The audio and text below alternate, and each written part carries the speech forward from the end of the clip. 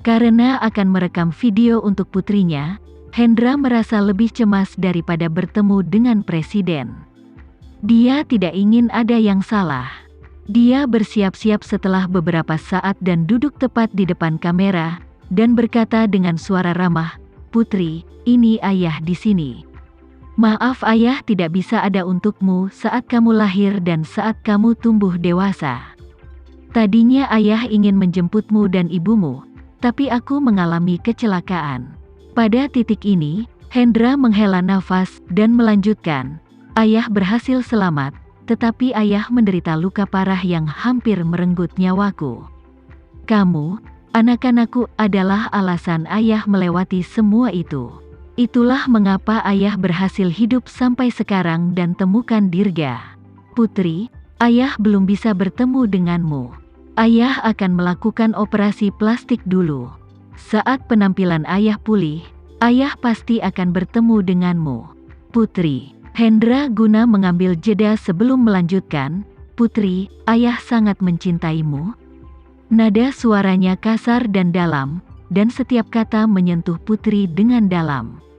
Air mata mengalir di wajahnya saat dia menonton video itu. "Ayah, aku juga mencintaimu. Meskipun aku belum pernah melihatmu, aku tahu bahwa kamu selalu menjadi pahlawan. Kamu selalu menjadi pahlawanku." Tidak peduli apa yang terjadi pada ayahnya, dia akan selalu menjadi ayahnya dan pahlawannya. Dirga menyeka air matanya dengan tisu, "Berhentilah menangis. Ayah benci melihatmu menangis, dia hanya ingin melihatmu bahagia setiap hari. Kenapa kamu tidak memberitahuku setelah kamu menemukannya? Setidaknya kamu bisa membiarkan aku melihatnya saat dia bersembunyi." Putri meninju Dirga 2 kali, "Kalian berdua sama, membuat keputusan untukku tanpa bertanya padaku. Kupikir aku akan membawa ayah ke luar negeri untuk operasi plastik dulu. Kupikir dia bisa kembali dan berdamai denganmu." Dirga mengeluarkan paspor dan kartu identitas Hendra guna dari tasnya dengan tangan gemetar. "Lihat, semua dokumen ini sudah tersedia. Jika tidak ada kecelakaan, keluarga kita akan segera bersatu kembali." Memikirkan hal ini, Dirga merasa ingin membunuh Randy seketika. Jika bukan karena dia, keluarga mereka bisa bersatu kembali. "Kakak, tunjukkan video dari hari ayah diculik."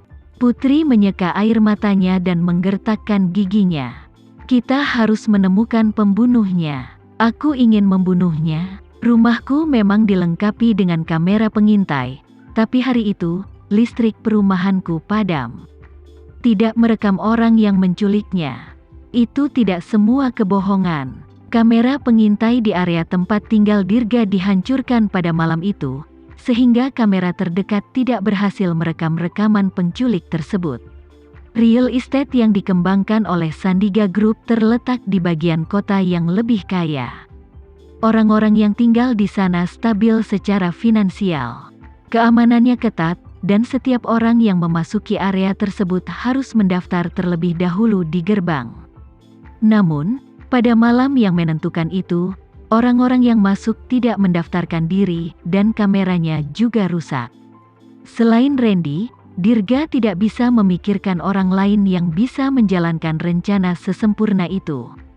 Untungnya, anak buah Randy tidak menyangka rumahnya juga memiliki kamera pengintai. Dia awalnya memasangnya agar ayahnya dapat melihat Putri ketika dia datang, tetapi dia tidak menyangka itu akan berguna sebaik itu.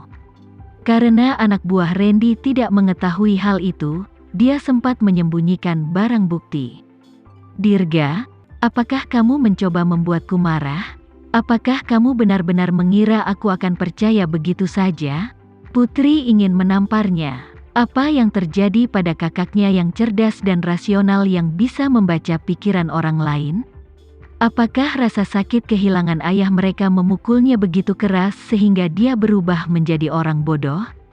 Jika dia tidak menunjukkan videonya, bagaimana dia akan mencari pembunuhnya tanpa petunjuk? Bas telepon di saku Dirga tiba-tiba berdering. Dia mengeluarkan telepon dan melihat bahwa itu dari nomor yang tidak dikenal. Dia menjawab panggilan itu, "Halo." Suara ringan dan menyenangkan datang dari telepon, "Dirga, ini aku." Saat dia mendengar suara itu, Dirga sedikit terpana. Dia dengan cepat menemukan siapa itu dan menjawab, "Jadi itu kamu. Aku sudah bertahun-tahun tidak melihatmu. Apa yang kamu lakukan sekarang?" Orang di ujung telepon menjawab, "Aku baru saja kembali dari Amerika Serikat minggu lalu. Aku mendengar dari teman sekelas kita bahwa kau juga berada di kota Jakarta, jadi aku menelepon untuk memeriksamu.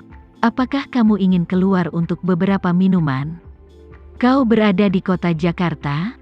Dirga sangat terkejut. "Anehkah aku berada di Jakarta? Keluarlah, kita akan bertemu di Bar Street." "Itu hebat." Dirga langsung setuju. Dia harus menghindari pertanyaan Putri, dan dia juga perlu memikirkan apa yang harus dilakukan selanjutnya dengan hati-hati. Alkohol terkadang berguna. Itu bisa mematikan perasaan dan membuat orang melupakan hal-hal buruk untuk sementara. Hentikan mobilnya. Dia meminta sopir untuk membiarkannya keluar.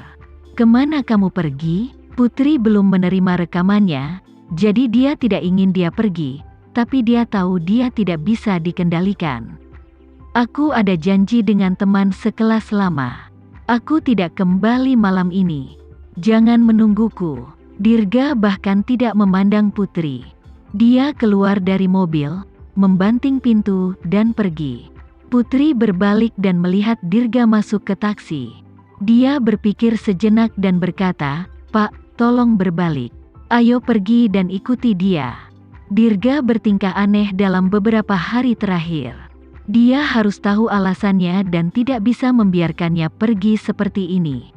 Dirga akan menemui orang itu di Bar Street yang terkenal di kota Jakarta. Ada berbagai macam bar dan pub di sana. Bar dan pub di sana tidak besar, tetapi dioperasikan dengan baik oleh orang-orang dari seluruh dunia. Banyak penduduk setempat dan orang asing sering mengunjungi jalan ini dan kamu dapat bertemu dengan semua jenis wanita cantik sebanyak mata memandang. Dirga telah belajar di luar negeri selama bertahun-tahun, jadi dia terbiasa dengan segala macam aktivitas kehidupan malam. Dirga sering mengunjungi tempat-tempat seperti klub malam dan bar saat dia belajar di luar negeri. Dia akan mengajak beberapa teman keluar untuk minum-minum dan menggoda gadis-gadis yang disukainya. Jika gadis itu mau, sangat umum untuk melakukan one night stand juga. Seperti yang biasa dia katakan, hidup ini singkat dan carpe diem. Ada begitu banyak gadis cantik di dunia, semakin banyak semakin meriah tentunya. Namun lambat laun, dia menemukan bahwa tidak peduli betapa menyenangkannya saat-saat itu, pengalamannya masih dangkal. Setelah setiap malam keluar, dia akan merasa sangat hampa. Dia menghabiskan terlalu banyak waktu di bar dan klub malam. Mungkin dia semakin tua, jadi dia mulai bosan dengan kehidupannya yang tanpa beban. Dia juga berharap ada seseorang yang spesial di sisinya yang akan peduli tentang dirinya dan seseorang yang benar-benar bisa memahaminya. Kemudian, mereka berdua akan saling mendukung dan menghabiskan sisa hidup mereka bersama. Namun, setelah bertahun-tahun, dia masih belum bertemu dengan wanita yang akan menghabiskan selamanya bersamanya. Setiap kali ketika dia bertemu seorang wanita, dia bisa langsung melihat pikiran mereka. Ketika niat seorang wanita tidak sejalan dengan niatnya, dia akan kehilangan minat untuk mengejarnya. Waktu selalu berlalu dengan cepat ketika dia tenggelam dalam pikiran. Dirga mengira taksi itu hanya melaju sebentar, tetapi pengemudi memberitahu bahwa mereka sudah sampai di Bar Street. Setelah membayar dan turun dari taksi, dia menarik napas dalam-dalam dan memandangi para pelayan yang sudah sibuk dengan urusan bisnis. Dia tidak bisa mengatakan dengan pasti bagaimana perasaannya. "Ini, Dirga," seorang pria jangkung dan tampan melambai ke arah Dirga dari sudut. "Calvin, sudah lama." Dirga melihatnya dan berjalan sambil tersenyum. Keduanya saling memberi tos. Begitulah cara mereka saling menyapa selama bertahun-tahun. Dirga tersenyum dan berkata, "Aku tidak menyangka bahwa setelah bertahun-tahun, kamu masih sama seperti sebelumnya, dan kamu masih sangat tampan. Aku kira akan ada grup penggemar khusus lainnya yang terpesona olehmu." Calvin berkata, "Oh, betapa memalukannya, mungkin aku memiliki terlalu banyak penggemar, tetapi aku telah melajang selama bertahun-tahun. Kamu tidak perlu terburu-buru, aku bersamamu dalam hal itu."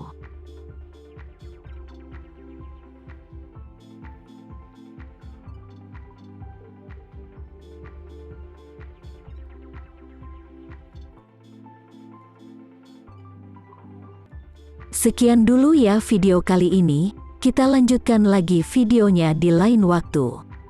Oh iya, bagaimana menurut kalian? Semoga bisa sedikit menghibur kalian semua.